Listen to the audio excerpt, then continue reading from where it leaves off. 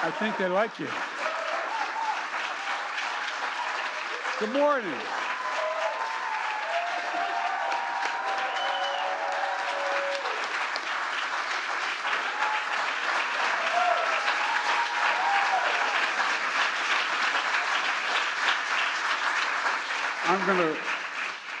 I'm gonna close my eyes and pretend you're clapping for me. Please have a seat. Have one. I think they like you. That's what I think.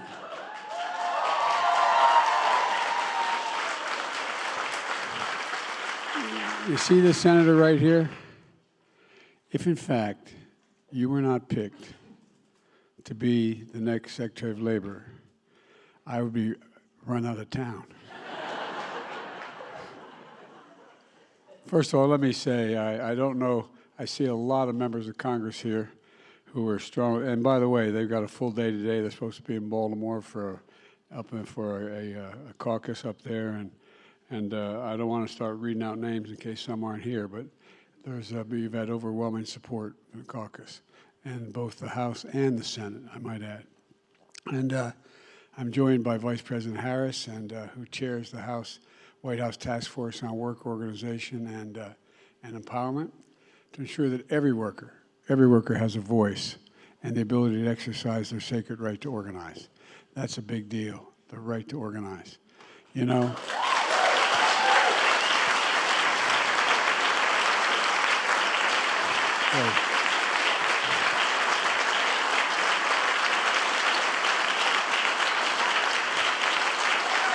We've had no better partner in this effort, and so much more that he's done than Marty Walsh from Boston. Marty, stand up. Stand up.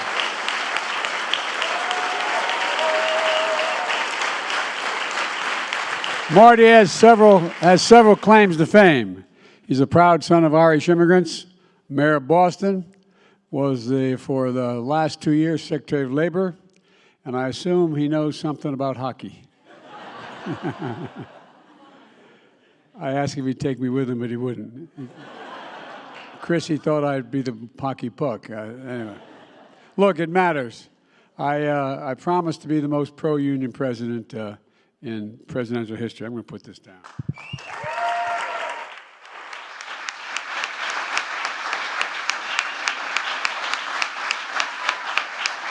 And folks, thank you.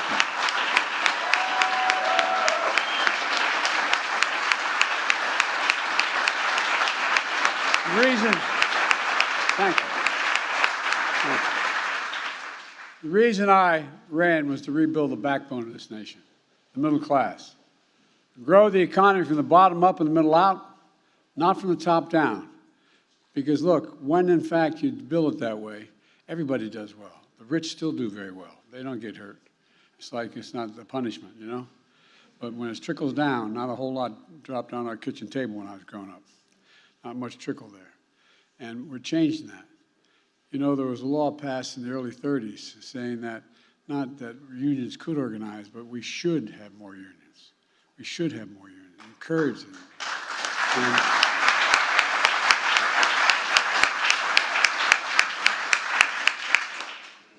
We're all guided by things that we've heard our parents and our grandparents repeat 1,000 times growing up and as a young person.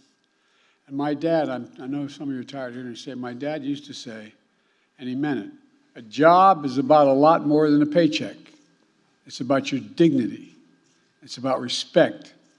It's about being able to look your kid in the eye and say everything's going to be all right and mean it. And he meant it. Marty Walsh understands that each of these fundamental principles in his very bones. The past 2 years, we made incredible progress, in my view, and Marty's been an overwhelming reason why we have made that progress. Our economy sees record job growth. Historic laws that I've signed are going to create even more new jobs in years to come. And Marty put us on track to meet the bold goal of 1 million new registered apprenticeships by 2025.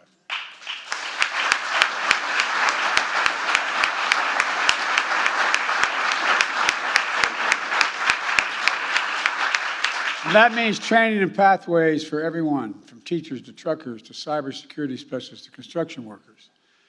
Marty played a pivotal role in delivering rail workers this historic pay raise they got to prevent a potential catastrophic strike at the same time. But when we signed into law the Butch-Lewis Act that protects the pensions of millions of veterans.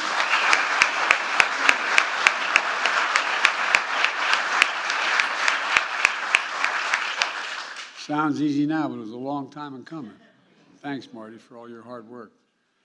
Marty's done an incredible job fighting wage theft, combating the way that workers and labor is exploited, and protecting workers and their rights and their safety. You know, for example, he helped recover more than $520 million in back wages for liquidated damage from more than 335 workers. 335,000 workers, I should say. And he made sure employees understand the National Labor Relations Act, again, didn't say we should allow unions, it said we should encourage unions. And we're going to continue to do that.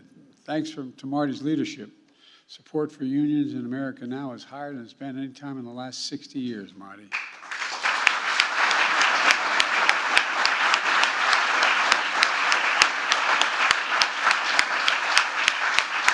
I've known Marty a long time. I know his heart.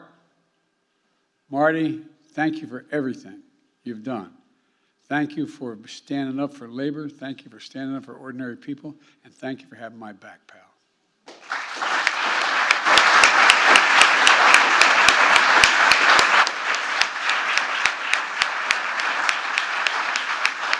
And most of all, thank you, your partner, Lori, who's watching from home. He's here. He's here. Front row. And I know your mom, Mary, is watching from home as well. Mary, you're raising an incredible son. You're raising an incredible son.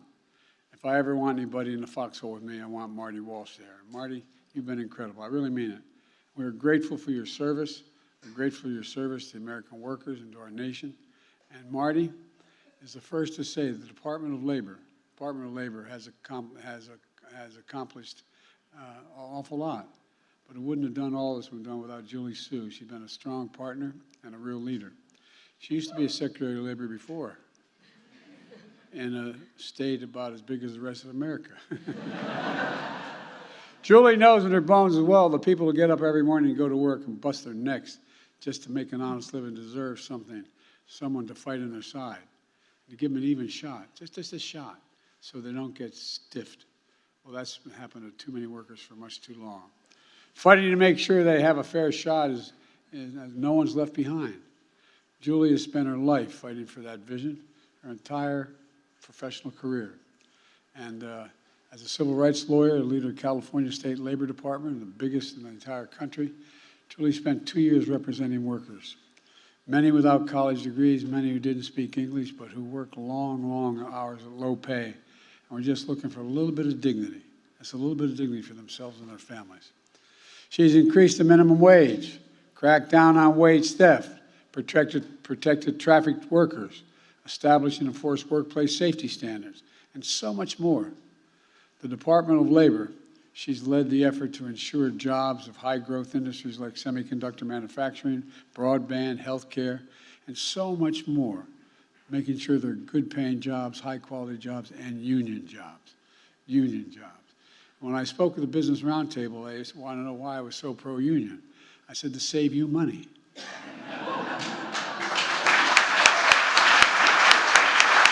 kidding.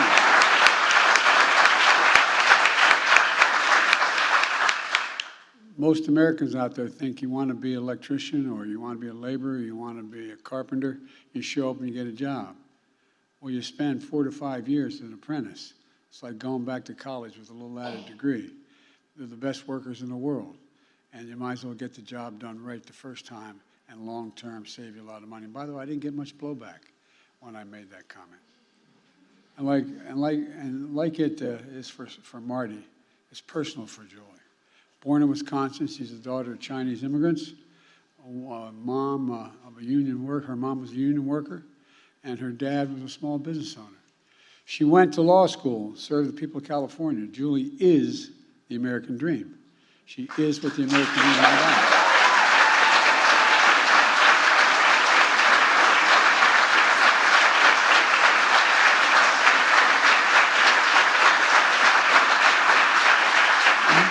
even more importantly, she's committed to making sure that dream is in the reach of every American. Every American. That's what she's all about. She's going to make sure it happens as the 4th Asian American woman in my cabinet. But, you know, I know Julie's most important title is mom, and she has 2 accomplished, wonderful daughters. Stand up, girls, will you?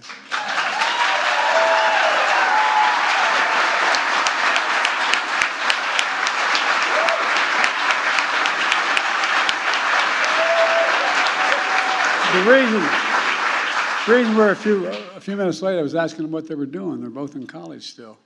And we had a little debate in there, whether Amherst is better than Yale or Yale is better than Amherst.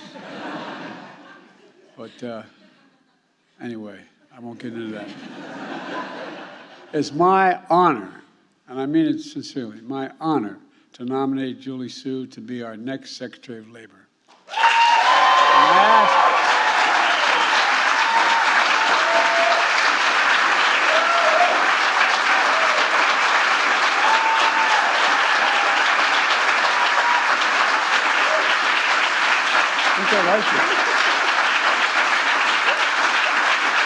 And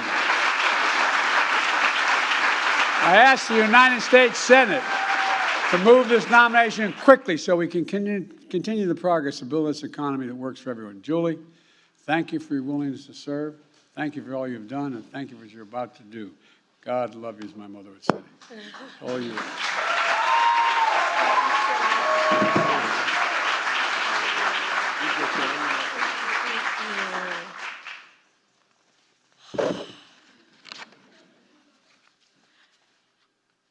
Okay.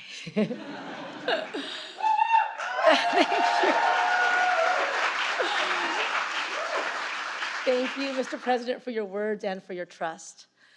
60 years ago, my mom came to the United States on a cargo ship because she couldn't afford a passenger ticket. Recently, she got a call from the President of the United States telling her that her daughter was going to be nominated to be U.S. Labor Secretary.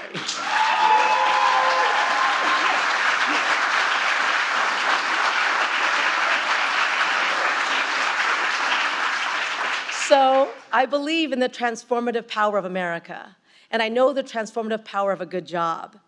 I know because it was the kind of job that my mom got that had predictable hours, paid sick leave, health benefits, a secure income, and a pension when she retired.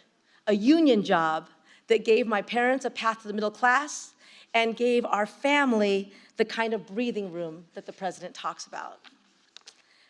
We have never had a president who has made workers, worker well-being, and worker power so central to his vision of a strong nation and a strong economy.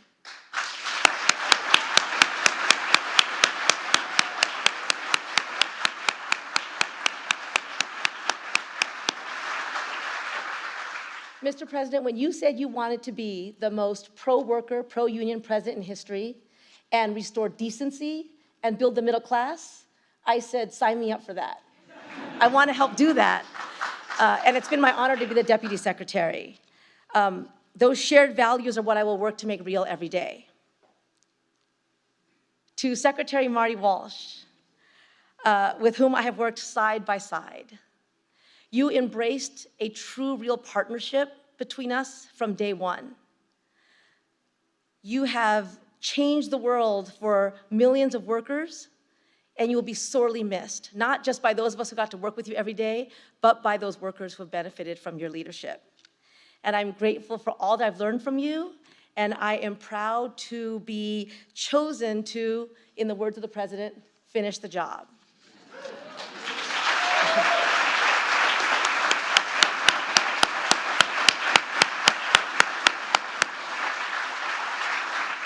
I have also been able to work in close partnership with the people who are the Department of Labor. To my team who's here and across the country, especially the career staff who have devoted your lives to the mission of the DOL, you are the heart and soul of the department, and I'm thrilled to continue our good work together. And I stand here today deeply grateful for community. And as I look out, I see that today is a celebration of that community. When the president talks about those who've been forgotten or invisible, I know what he means because I have spent my career fighting for them to be seen. So to all workers who are toiling in the shadows, to workers who are organizing for power and respect in the workplace, know that we see you, we stand with you, and we will fight for you.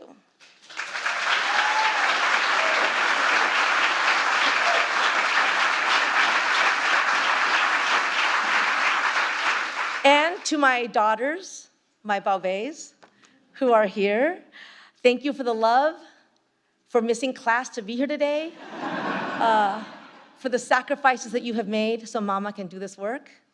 I would not be who I am without you.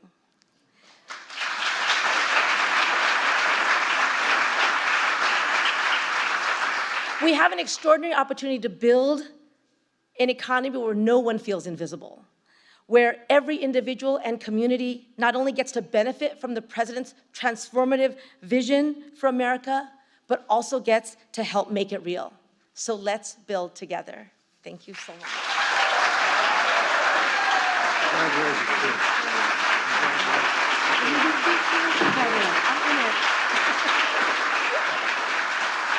Ladies and gentlemen,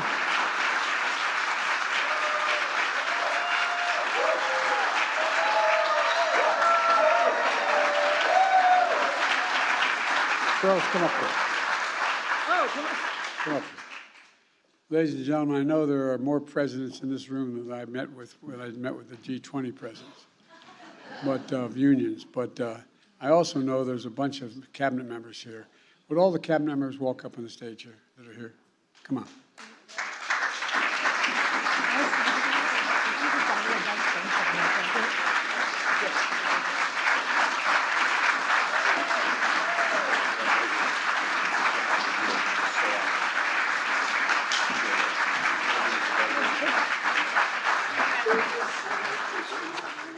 The reason I did, I want to know if anybody's working today. Secondly, we got a bunch of members of Congress who are here today, too. I don't want to ask them to have to come up, but if you want to, you can. I can start reading down. But at any rate, members of Congress, come on up.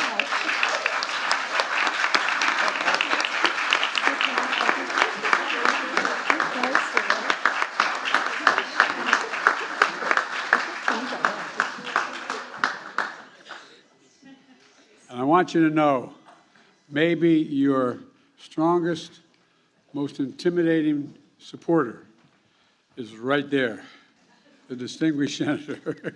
God love you. It worked.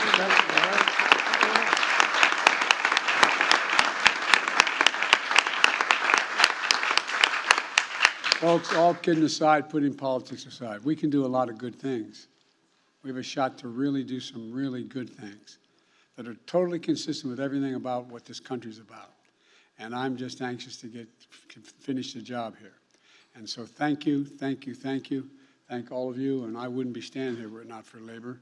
Thank you all for all you've done for me, but much, much more importantly, all you've done for the country. Thank you, thank you, thank you. You're welcome to hang around.